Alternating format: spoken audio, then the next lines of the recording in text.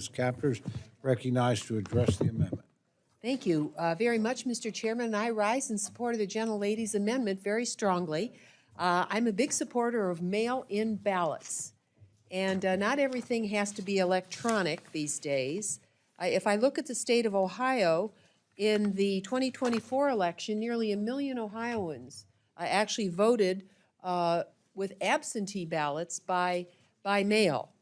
We had a recent special election. We had 84,000 people vote by mail. But I'll tell you, not everything in Ohio is fair and square. So what they do is if you want to vote by mail or if you want to drop your absentee ballot in a box, here's what Ohio does. If you have a county of 500,000 people, there's one drop-off box. If you have a county in Ohio with 10,000 people, there's one drop box. That's about as off-kilter. It gives you a sense of what it's like to be in politics in Ohio. And the other thing they do in Ohio is gerrymandering. They love, if they could do it every year. I am living testimony to what gerrymandering is all about. And so they not only change where your precinct is, right? So my house, what they did, the latest one now for this next gerrymander, they divided my street in half, right down the middle. It's like a joke. So my church is out of my church is still in my precinct. The graveyards are not in the precinct. I mean, it's really something. We need a comedy. We need a comedy about Ohio gerrymandering. The one thing we can be sure of is the post office. That when that letter goes in there and it's postmarked and you can mail it, you have a greater confidence. If you think I trust the Ohio Board of Elections, you are crazy. And so at least the mail, we can track the mail and we can be sure. The other thing I want to say is we have a lot of senior citizens in Ohio.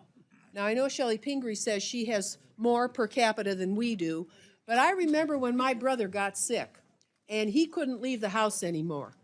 And the mail-in ballot was his salvation, and he voted to the day he died. And there are millions of people like my brother. And they have a right to vote, and they have a right to place it in the mail. And as far as I can recall, the U.S. mail, when you become a letter carrier, and I was one, you take an oath. You take an oath for that job. We have to take an oath for this job. There's a whole lot of people that don't have to take an oath for their jobs. But there's a special importance that goes with that and with carrying those letters to the boards of election around the state of Ohio. So you can say, well, Ohio, maybe they want to go to electronic.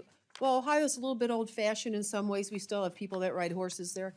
And I think that for mail-in voting, it goes to every post office, no matter how small the town, a little town like AI or Ney, Ohio.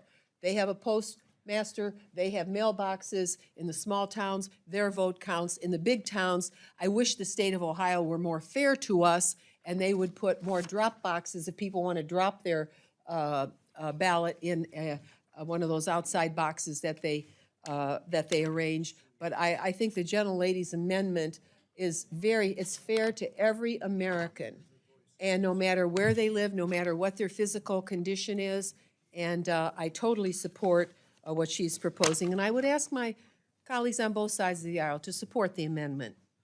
Thank you.